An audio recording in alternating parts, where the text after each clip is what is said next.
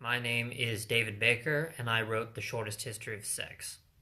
It covers 2 billion years from the very first evolved sex act to modern day with the final chapter on the future. I decided to write this book because people think a lot about sex, but they might not know where the tangle of emotions, instincts, and even the base anatomy that we're attracted to come from. In fact, they might have a keen understanding of what they find attractive, but they might not know why. So I wanted to lay out a full narrative that spanned 2 billion years to show us exactly where all of those things came from, so you can understand them in their proper context. Now, the reaction so far to The Shortest History of Sex in Australia, the United States, the UK, and elsewhere has been one of mischievous curiosity.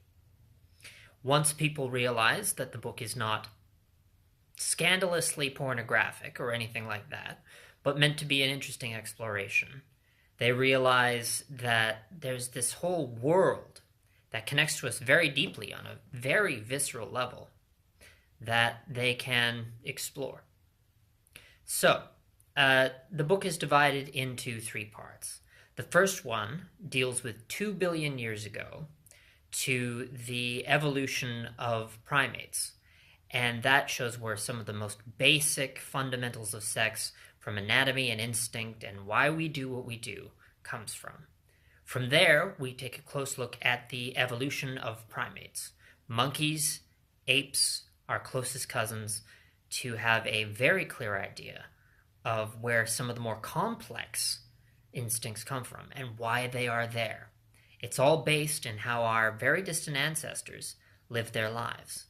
Finally, the third section arrives at humans, and that's when all of the busy work of evolution, hardwiring our sexual instincts into our systems, has been done.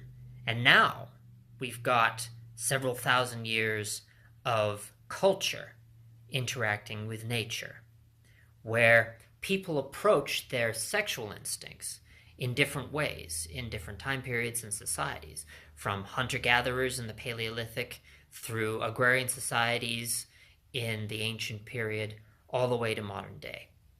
Then the final part of the book looks at current trends and where they may be heading in the near future, from the future of dating, from the sabotage on many people's love lives that dating apps have wrought, to the increasing tendency toward childlessness and loneliness that seems to be blighting most of the developed world.